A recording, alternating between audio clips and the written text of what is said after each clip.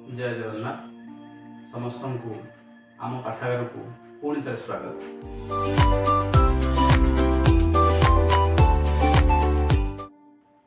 आज आमर विषय वस्तु रही दशम श्रेणी माध्यमिक व्याकरण वाक्य विचार। पिला माने आमे जेतेबेले चिंता कर जंगल आदिम मानव मैंने रोते सेतेबेले से माने कौन कथा कहते वाक्य कहते ना सेतेबेले से माने निजर मनर भाव को प्रकाश करने ठार माध्यम दर्शाते। बेले बेले आम एमती ठार देचे जमी एमती ठार देले आम कहे पाखक आस कर ना एमती विभिन्न प्रकार ठार माध्यम एवं दर्शाऊ सेतेबेले केवल यही ठार ठुर माध्यम से निजर मनर भाव को प्रकाश करते। परवर्ती समय विभिन्न प्रकार ध्वनि सृष्टि कले कर्कश ध्वनि कोमल ध्वनि एमती विभिन्न प्रकार ध्वनि सृष्टि करी से मनर भाव को विभिन्न उपाय प्रकाश करते। केतबेले आनंदित होते केतबेले कर्कश ध्वनि जो राग क्रोध प्रकाश करुला कर्कश ध्वनि करुले विभिन्न प्रकार ध्वनि माध्यम से निजर मनर भाव को प्रकाश करने चेष्टा करते। परवर्ती समय लिपि लेखी जो ध्वनि को लिपिबद्ध कर लिखार जो इच्छा लिपिर सृष्टि होता। वर्ण जोटा कि आम ओडिया भाषा जदि कह स्वर वर्ण एवं व्यंजन वर्ण जमी वर्णमालार सृष्टि धीरे धीरे से वर्ण को नहीं शब्द एक बा एकाधिक वर्ण को नहीं आम शब्द गठन कले। परवर्ती समय एक बा एकाधिक शब्द को नहीं गोटे गोटे वाक्य तैयारी कले। कौन कहीपर पूर्णांग सार्थक उक्ति को वाक्य जे बोली थाओ ताको। पूर्णांग सार्थक उक्ति आम जोटा कहूचे उक्ति जितेबाला पूर्ण भाव आमर मनर भाव प्रकाश पाई थाए एवं अर्थ प्रकाश पाई थाए से वाक्य होता है।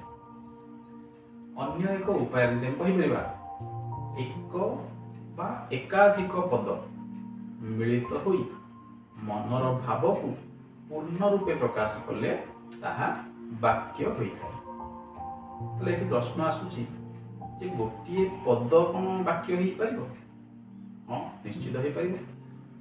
जदि मुझे तुमको पचारि तुम्हें आज खाइच तुम्हें उत्तर देव हाँ ताले से हाँ गोटे वाक्य गोटे पद से गोटे वाक्यर रूप आते गोटे वाक्य मध्य गोटे गोटे शब्द थाए आम शब्द न कही आम कहवा पद। तर शब्द कौन ना खाली बालक जब कहले बालक राम नदी गछ ये गोटे शब्द कारण ये एक बा एकाधिक वर्णर मिलन एवं अर्थ प्रकाश पाते ताहा वाक्य व्यवहृत हो शब्द न से पद होता है। तेणु एक बा एकाधिक पद मिलित हो आमर गोटे वाक्य होता है। ताले सब कौन वाक्य जदि आम कहवा बालकटी उड़ुअछि ताले ताहा वाक्य हेबो कि? गछटी पानी रे जली गला कौन वाक्य हेबो कि? हेबो नाही। ताहले वाक्य पई कौन दरकार? वाक्यर तीनोटी लक्षण गोटी गोटी की ताहा जान आसक्ति आकांक्षा योग्यता वाक्यर तीन गोटी कथा। वाक्यर तीनटा लक्षण अच्छी कौन कौन ना गोटे हूँ आसक्ति गोटे हूँ आकांक्षा आ गोटे हूँ योग्यता। गोटे गोटे प्रथम बुझा आसक्ति कौन ଆସତି କହୁଛି ବାକ୍ୟର ପଦ ଯୋଜନା ବା ଆମେ ତାକୁ ସଜେଇକି ଯୋଉ ଲେଖିବା, ପଦ ସଂହତି, ପଦର ସୌନ୍ଦର୍ଯ୍ୟ, ପଦ ବିନ୍ୟାସ, ତାହାକୁ ଯଦି ଭାବର ସ୍ପଷ୍ଟତା ପାଇଁ ଆମେ ବିନିଯୋଗ କରିଥାଏ ତାକୁ ଆମେ କହିବା ଆସତି। ପିଲାମାନେ ଗୋଟେ କଥା ଶୁଣ, ଥିଲେ ବାନର ସେନାଙ୍କ ବାନ୍ଧି ଦ୍ୱାରା ସେତୁବନ୍ଧ ରାମଚନ୍ଦ୍ର। ବୁଝିପାରିଲ ନା? ବୁଝିପାରିଲ ନାହିଁ?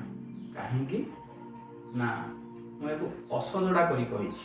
ତାକୁ ଯଦି ମୁଁ ସଜାଡ଼ି କରି କହିବି ରାମଚନ୍ଦ୍ର ବାନର ସେନାଙ୍କ ଦ୍ୱାରା ସେତୁବନ୍ଧ ବାନ୍ଧିଥିଲେ, ତାହେଲେ ତୁମେମାନେ ସ୍ପଷ୍ଟ ଭାବରେ ବୁଝିପାରିଲ। ଏହାର କାରଣ କ'ଣ? ନା ଏଥିରେ ପଦ ଗୁଡ଼ିକ ଠିକ ଭାବରେ ସଜେଇ ହୋଇ ରହିଛି। ପ୍ରଥମେ ରହିଛି କର୍ତ୍ତା ଏବଂ ଶେଷରେ ପୁରା ରହିଛି କ୍ରିୟା। ତେଣୁ ଯାହା ଯାହା ମଝିରେ ରହିବା କଥା, ଯେ କର୍ମପଦ ହେଲା, ଯେ କରଣପଦ ହେଲା, ସମ୍ପ୍ରଦାନ, ଯେକୌଣସି ପଦ ଯୋଉଠି ଯୋଉଠି ରହିବା କଥା ସେଇଠି ରହିଛି, ଯାହାଫଳରେ କି ଆମେ ଠିକ ଭାବରେ ବୁଝିପାରିଲେ। ତାହେଲେ ଆସତି ହେଉଛି କ'ଣ? ନା ପଦ ଯୋଜନା, ପଦ ସଂହତି ବା ପଦ ବିନ୍ୟାସକୁ ଆସତି କୁହାଯାଏ। ଯେତେବେଳେ ଆମେ ସଜେଇକି ଲେଖୁଛେ, ସଜେଇକି କହୁଛେ, ସେତେବେଳେ ସେଇଟା ଆସତି। ତାର ଏ ବାକ୍ୟର ଆସତି, ସେଇଟା ସେ ଲକ୍ଷଣ ହେଉଛି ଆସତି ଏବଂ ସେଇଟା ବାକ୍ୟ ହବ, ନହେଲେ ତା ବାକ୍ୟ ହେଇପାରିବ ନାହିଁ। ପରବର୍ତ୍ତୀ ଲକ୍ଷଣକୁ ଯିବା। ପରବର୍ତ୍ତୀ ଲକ୍ଷଣ ଆମର ରହିଛି ଆକାଂକ୍ଷା। ସାଧାରଣତଃ ଆକାଂକ୍ଷା କହିଲେ କ'ଣ ବୁଝୁଛେ? ନା କିଛି ଅଭିଳାଷ ରହିଯାଉଛି, ଆଉ ଅପେକ୍ଷା ରହିଯାଉଛି, ସେ ହେଉଛି ଆକାଂକ୍ଷା। ମୁଁ ଯଦି କହିବି ପିଲାମାନେ ବିଦ୍ୟାଳୟକୁ, ବାକ୍ୟ କ'ଣ ସମାପ୍ତ ହେଇଛି? ନା, ମନର ଭାବ ପୂର୍ଣ୍ଣ ରୂପରେ ପ୍ରକାଶ ପାଇ ନାହିଁ।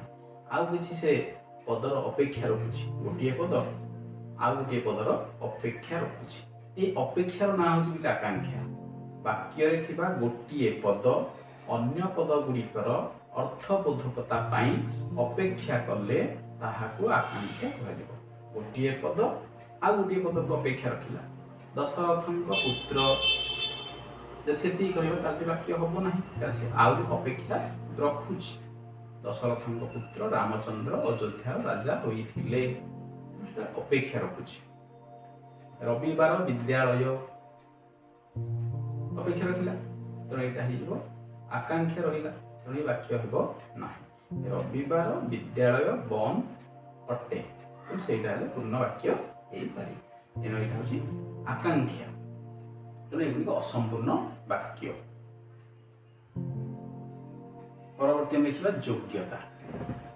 ପ୍ରଥମେ ମୁଁ କହିଥିଲି ଯେ ବାଳକଟି ଉଡ଼ୁଅଛି, ଗଛଟି ପାଣିରେ ଜଳିଗଲା, ଏଗୁଡ଼ା ବାକ୍ୟ ନୁହେଁ। କାହିଁକି ନା ବାଳକଟି ଉଡ଼ିବାର କ୍ଷମତା ନାହିଁ, ଗଛଟିକୁ ଜାଳିବାର କ୍ଷମତା ନାହିଁ, ପାଣି ଜାଳିଦେବ ନାହିଁ, ତେଣୁ ଇଏ ବାକ୍ୟ ହେବ ନାହିଁ।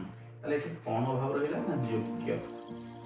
ବାକ୍ୟରେ ବ୍ୟବହୃତ ପଦ ଗୁଡ଼ିକର ପାରସ୍ପରିକ ସମ୍ବନ୍ଧ, ଯେମିତିକି ବାଳକ ସହିତ ଉଡ଼ିବାର ସମ୍ବନ୍ଧ, ଗଛଟି ସହିତ ପାଣିରେ ଜଳିବାର ସମ୍ବନ୍ଧ ନାହିଁ। ତେଣୁ ଏଇ ଯେଉଁ ପାରସ୍ପରିକ ସମ୍ବନ୍ଧ, ତାକୁ ଆମେ କହିବା ଯୋଗ୍ୟତା।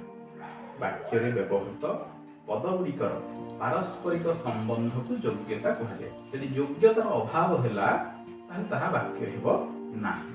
ତାର ତିନୋଟି ଲକ୍ଷଣ ରହିଲା। କ'ଣ କ'ଣ? ଗୋଟେ ହେଲା, ପ୍ରଥମେ କ'ଣ ଦେଖିଲେ? ଆସକ୍ତି, ତାପରେ ଦେଖିଲେ ଆକାଂକ୍ଷା ଏବଂ ଯୋଗ୍ୟତା। ଏଇ ତିନୋଟି ଲକ୍ଷଣ ଯଦି ତାର ଅଛି ତାହେଲେ ତାକୁ ଆମେ କହିବା ବାକ୍ୟ ବୋଲି କହିବା। ତାପରେ ଦେଖିବା ବାକ୍ୟାଂଶ କ'ଣ?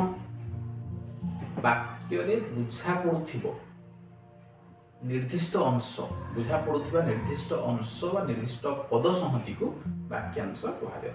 ଯେତେବେଳେ ଆମେ ଯୋଉଟା ବାକ୍ୟର ଆକାଂକ୍ଷାରେ ଯୋଉଟା ଆମେ କହୁଥିଲେ, ଆକାଂକ୍ଷା ରହିଗଲା, ଯୋଉ ଅଧେ ଅଂଶ ଆମେ ଶୁଣିଲେ ଏବଂ ବୁଝିଛେ, ସେତିକି ବୁଝିଛେ, ପୂର୍ଣ୍ଣ ବୁଝିଲେ ସେତିକି ବୁଝୁଛେ, ସେଇଗୁଡ଼ା ହେଉଛି ବାକ୍ୟାଂଶ। ପିଲାଟିର କଥା ଶୁଣି ଶିକ୍ଷକ କ୍ରୋଧିତ ହେଲେ, ପିଲାଟିର କଥା ଶୁଣି ଯଦି ଖାଲି କହିବା ତାହେଲେ ସେଇଟା ବୋଧେ ହେବ ବାକ୍ୟାଂଶ। ପିଲାଟିର କଥା ଶୁଣି ଆଉ କିଛି ଅପେକ୍ଷା ରଖିବ, ଯୋଉଟା ଆକାଂକ୍ଷା ରହିଗଲା, ତ ସେଇ ଜାଗାରେ ହେଇଯିବ ବାକ୍ୟାଂଶ। ପ୍ରଶ୍ନ ପଚରାଗଲା ଅଥଚ ଛାତ୍ରମାନେ ବାକ୍ୟାଂଶ। ଯଦି ପ୍ରଶ୍ନ ପଚରାଗଲା ଅଥଚ ଛାତ୍ରମାନେ କର୍ଣ୍ଣପାତ କଲେ ନାହିଁ, ଏଠି ହେଇଯିବ ପୂର୍ଣ୍ଣ ବାକ୍ୟ। କିନ୍ତୁ ଯଦି ସେ ଅଧା ରଖିବା ତାହେଲେ ଏଇଟା ହେଇଯିବ ବାକ୍ୟାଂଶ। ଆଉ ଗୋଟିଏ ଆମର ପରବର୍ତ୍ତୀ ଅଛି ଖଣ୍ଡ ବାକ୍ୟ। ବାକ୍ୟାଂଶ ତ ଗଲା, ଖଣ୍ଡ ବାକ୍ୟ କ'ଣ? ବାକ୍ୟର ସମାପିକା କ୍ରିୟାଯୁକ୍ତ ଅଂଶଟିକୁ ଖଣ୍ଡ ବାକ୍ୟ କୁହାଯାଏ। ତ ସମାପିକା କ୍ରିୟା କ'ଣ? ଯେଉଁ କ୍ରିୟା ବାକ୍ୟକୁ ସମାପ୍ତ କରେ, କରିପାରେ, ସେଟା ସମାପିକା କ୍ରିୟା। ଯିଏ କରିପାରେ ନାହିଁ, ଯିଏ ସମାପ୍ତ କରିପାରେ ନାହିଁ, ତାକୁ ଅସମାପିକା କ୍ରିୟା କହିବା। ଯାଉଛି, ଯାଉଥିଲା, ଖାଉଥିଲା, ଏଗୁଡ଼ା ସବୁ ସମାପିକା କ୍ରିୟା। ଯାଇ, ଆସି, ଖେଳି, ଅସମାପିକା କ୍ରିୟା। ତାହେଲେ କର୍ତ୍ତା ଓ କ୍ରିୟା ଥାଇ ମଧ୍ୟ ମନୋଭାବ ପ୍ରକାଶିତ ସମ୍ପୂର୍ଣ୍ଣ ହବ ନାହିଁ ଏଇ ଯୋଉ ଖଣ୍ଡ ବାକ୍ୟରେ। ଗୋଟେ ଉଦାହରଣ ଦେବା, ଯେତେବେଳେ ମୁଁ ଘରେ ନଥିଲି, ଏତିକି ରହିଗଲା, ତାହେଲେ ପୂର୍ଣ୍ଣ ହେଇଗଲାନି, ଆଉ କିଛି ଗୋଟେ ରହିଗଲା। ତାପରେ ଯେତେବେଳେ ମୁଁ ଘରେ ନଥିଲି ସେ ଆସିଥିଲେ, ଏଇଟା ସମ୍ପୂର୍ଣ୍ଣ ହେଲା। ଯୋଉଟାକି ଆମେ ଜଟିଳ ବାକ୍ୟରେ ପରେ ଆମେ ପଢିବା, ବାକ୍ୟର ପ୍ରକାର ଭେଦ ପଢିବା ଜଟିଳ ବାକ୍ୟ। ଜଟିଳ ବାକ୍ୟର ଯୋଉଟା ଆମର ରହୁଛି ଆଶ୍ରିତ ବାକ୍ୟ, ଯୋଉଟା ଖଣ୍ଡ ବାକ୍ୟ ପୂର୍ଣ୍ଣ ହବ ନାହିଁ, ସେଇଟା ଆମର ଯୋଉ ଖଣ୍ଡ ବାକ୍ୟ ଦେଖିବା। ଯେଉଁମାନେ ବୃଥାରେ ସମୟ କାଟନ୍ତି, ଏତିକି ରହିଗଲା, ସେଇଟା ହଉଛି କ'ଣ ଆମର ଖଣ୍ଡ ବାକ୍ୟ। ସେମାନେ ପରୀକ୍ଷାରେ ଉତ୍ତୀର୍ଣ୍ଣ ହୋଇପାରନ୍ତି ନାହିଁ। ଯେଉଁମାନେ ବୃଥାରେ ସମୟ କାଟନ୍ତି, ଏଇଟା ହଉଛି ଆମର ଖଣ୍ଡ ବାକ୍ୟ, ଯୋଉକି ବାକ୍ୟର ସମାପ୍ତ ହେଇପାରିବ ନାହିଁ। ସେଠି ଆମକୁ ଲାଗିବ, ଦେଖ ଏଠି ଗୋଟେ ଅଛି ସମାପିକା କ୍ରିୟା ଅଛି, ଯେଉଁମାନେ ବୃଥାରେ ସମୟ କାଟନ୍ତି, କାଟନ୍ତି ସମାପିକା କ୍ରିୟା ଅଛି, ତଥାପି ମଧ୍ୟ ବାକ୍ୟ ଏଠି ସରୁ ନାହିଁ, ପୁଣି ଆହୁରି ଅପେକ୍ଷା ରହିଯାଉଛି, ସେତିକି ବେଳେ ଜାଣିବ ଖଣ୍ଡ ବାକ୍ୟ।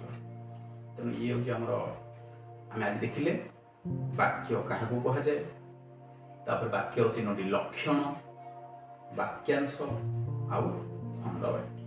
ତେଣୁ ଆଜି এই ଭିଡ଼ିଓରେ ଆମେ ଏତିକି ପର୍ଯ୍ୟନ୍ତ ଦେଖିବା। ପରବର୍ତ୍ତୀ ଆମେ ପଦ ବିନ୍ୟାସ ଉପରେ ଆଲୋଚନା କରିବା। ଧନ୍ୟବାଦ।